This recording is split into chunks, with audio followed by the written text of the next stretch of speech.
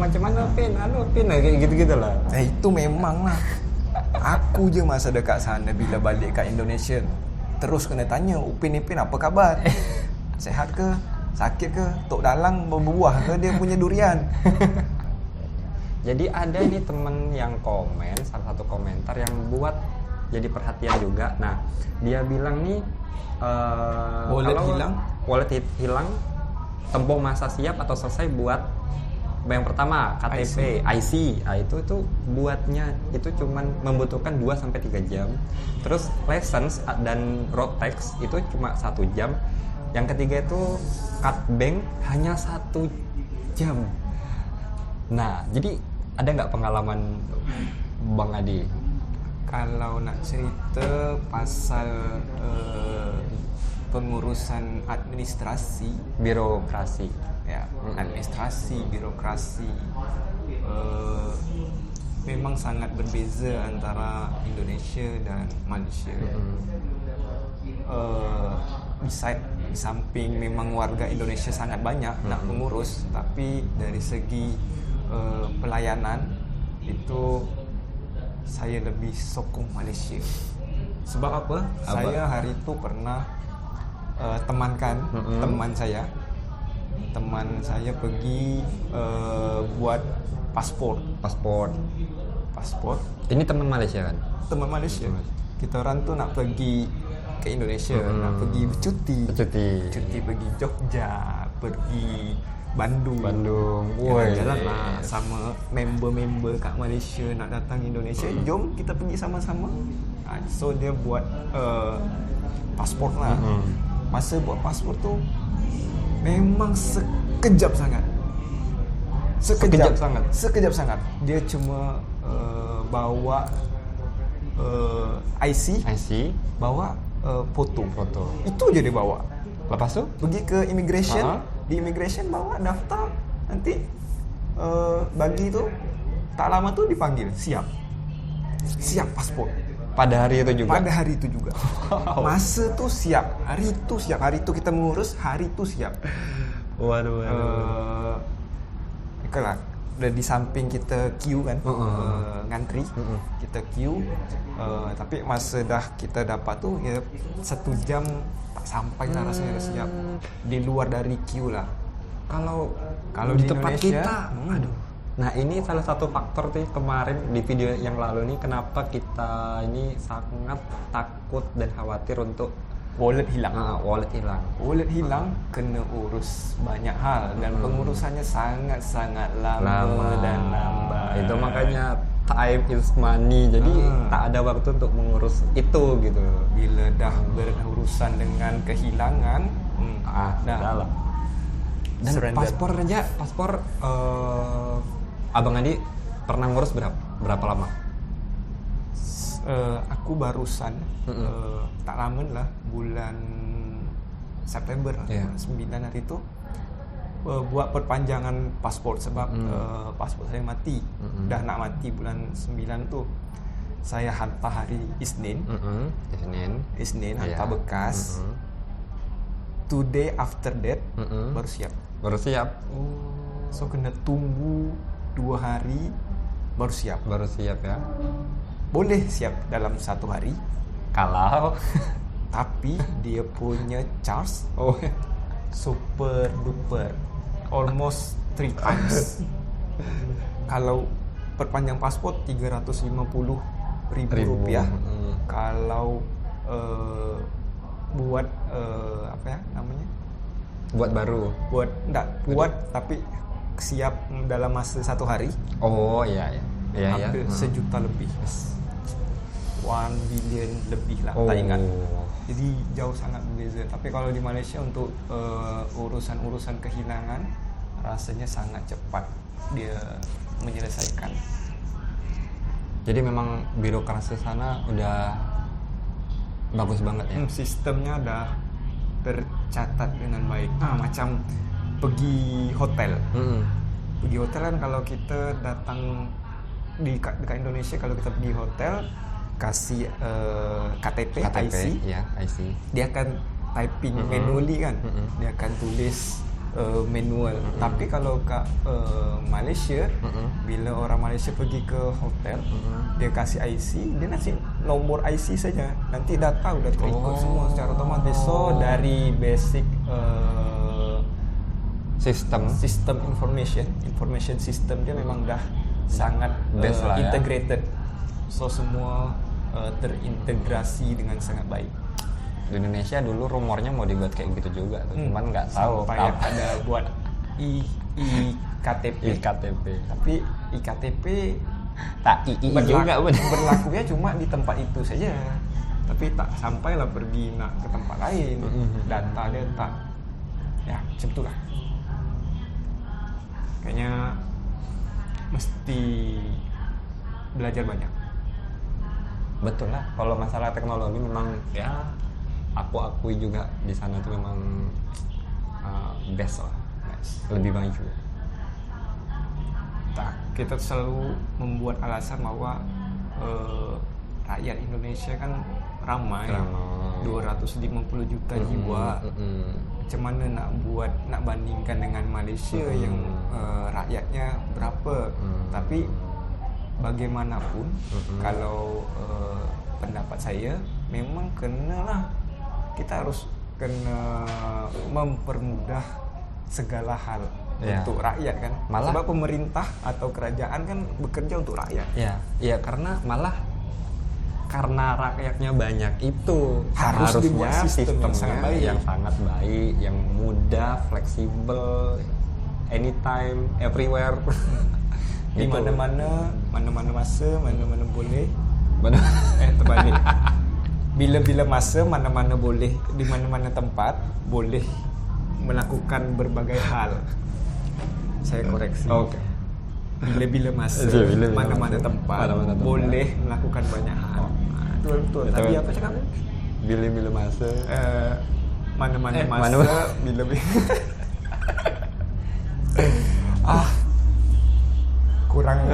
kurang pemanasan untuk bahasa Malaysia. Udah lama nggak ngomong bahasa Malaysia soalnya. Kayaknya seru nih bikin prank kita di tempat umum bikin bahasa Malaysia. Cakap Malaysia ya? Iya. Nah Bang, ini kan ketika aku kesana itu Bang, aku lebih banyak tengok mobil, kereta ketimbang motor. Motor apa bahasa sana? Motosikal. Ya. My bad. Dekat video sebelumnya saya cakap motor juga sebab tak ingat lah. Ada yang komen motosikal tuh baru saya ingat motosikal. Ya jadi kayaknya saya lebih banyak pengguna kereta, mobil daripada motosikal tuh lah. Memang dekat sana orang lebih banyak guna kereta. Mungkin. Kalau pendapat saya, pertama jalan dekat sana sangat bagus. Iya. Sangat mendukung, sangat menyokong. Bila kita punya kendaraan kan, tempat mereka untuk bekerja cukuplah lumayan jauh lah, agak jauh kan dari satu tempat lain. Lepas tu kereta sana murah. Murah. Sebab Malaysia dia punya produk sendiri. Proton ya? Dia punya produk sendiri. Ada Proton, ada tak ingat lah. Myvi tu produk apa? Tak ingat. Emang ada lagi selain Proton? Ada satu lagi. Aku tahu cuma Proton aja. Tak ingat. Pokoknya komen. Yang selalu saya ingat tu Myvi. Nama kereta dia Myvi. Macam Agia macam tu lah. The Myvi. Lepas tu yang saya dapat cerita dari kawan-kawan kat sana, bila beli kereta produk luar macam Toyota, Mitsubishi,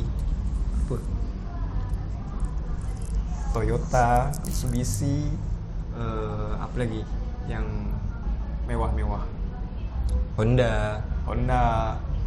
Itu cukai dia atau pajak dia tinggi, tax dia tinggi. Jadi kan karena impor dari luar. Dan itu salah satu strategi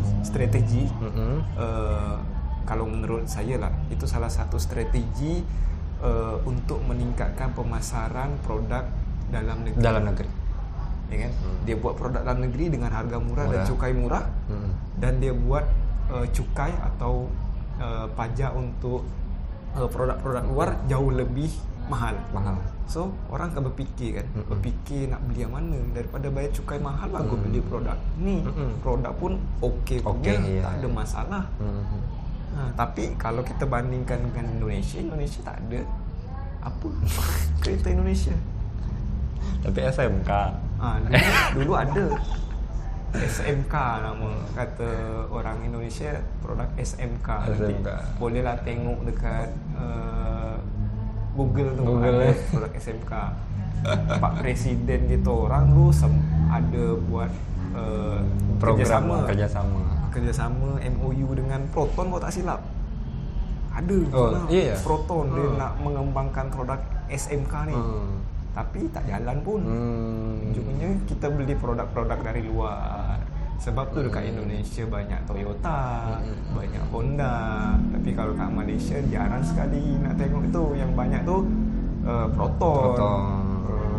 Pero 2. Boleh ingat? Pero 2. Itu kalau mobil juga banyak juga tuh aku tengok, bahkan yang pakai Grab gitu-gitu dia mobilnya pakai ini yang kecil-kecil, yang isinya cuma 4 gitu. Di sana banyak kereta kecil sebab kadang-kadang kan satu rumah banyak orang, dan orang tu tempat kerja dia beza-beza. So kena banyak kereta. Jadi setiap orang punya kereta masing-masing. Kadang-kadang kita tengok rumah dia biasa je, tapi kereta dia sampai 3, 4. Kebalik ya sama kita ya. Kalau kita motosikal tuh yang banyak. Motosikal banyak. Kereta satu.